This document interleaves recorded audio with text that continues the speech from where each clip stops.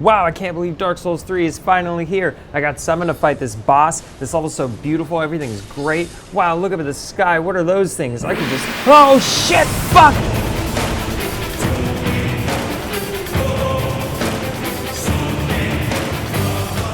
Oh man, Dark Souls 3. This is Playboy gaming editor Mike Rougeau, and I want to talk about my adventures in Dark Souls 3 PvP multiplayer. First, I should explain a little bit about it. So in Dark Souls 3, like in the past, you can get summoned into other people's worlds to help them. You can summon people into your own world if you are embered, which happens when you beat a boss, like this, or when you use an item called an ember. You can buy the white sign soapstone item and leave your sign on the ground for others to summon you into their games. You can invade people and fight them.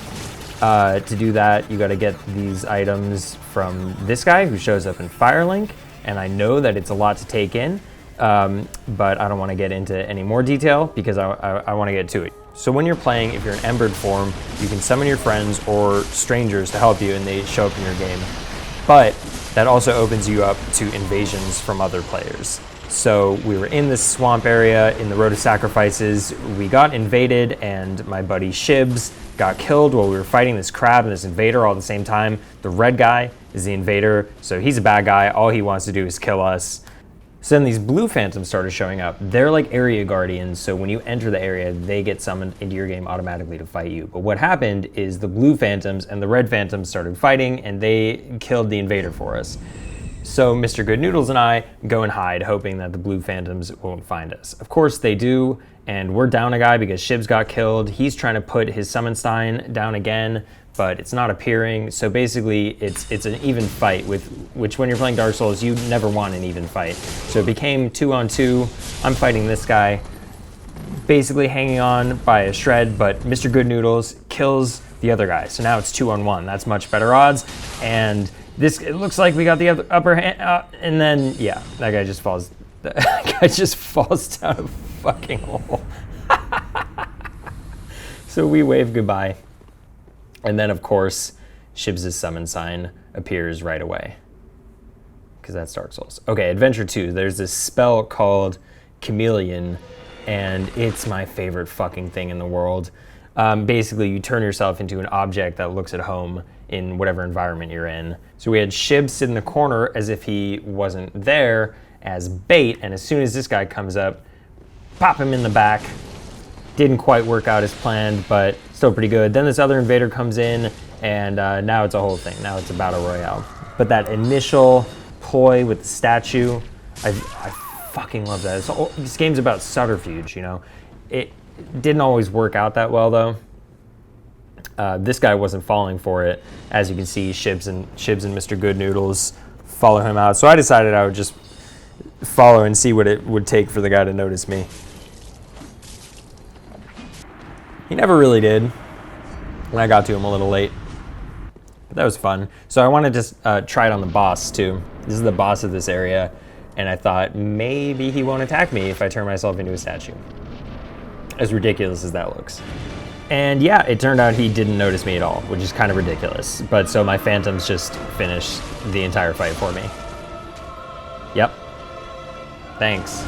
Okay, so here I got to one of the final areas in the game, the Grand Archives, and as soon as I saw this, I knew that it was going to be trouble. It was going to be a tough area. So I came back here to summon some phantoms, and this was about the time that I discovered this item called the Dried Finger that you can buy from the Handmaiden in the Firelink Shrine, and what it does is it lets you summon an additional phantom in some areas. So instead of 2 buddies with you, you can have 3.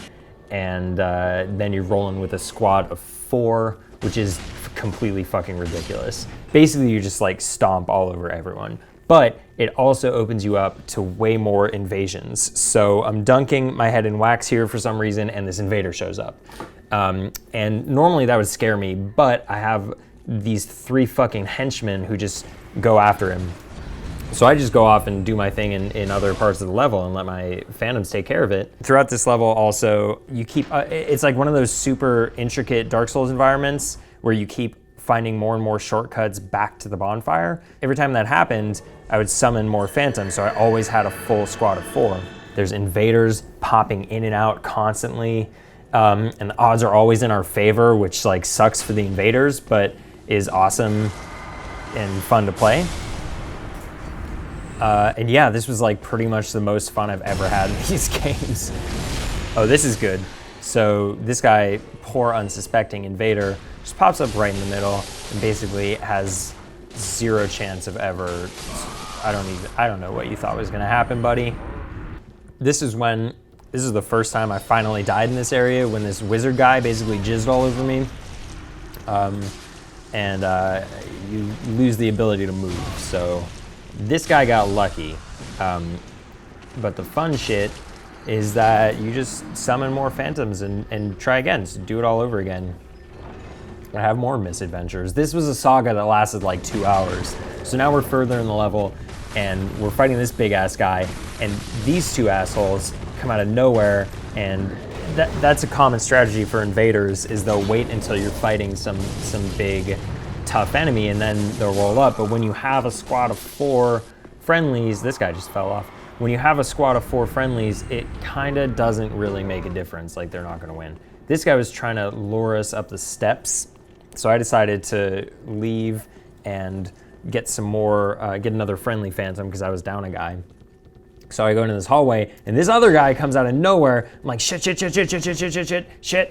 a big sword. So I roll back out to the courtyard, literally. My buddies come up, we take care of that pretty quickly. This guy, I almost die here. It's very exciting. Of course, we win in the end. So I go and summon another phantom. We finally fucking kill this guy in the probably the best way possible. He's trying to escape up this elevator. Nope, I don't think so. Bye. Let me get the victory wave. This snarky ass victory wave.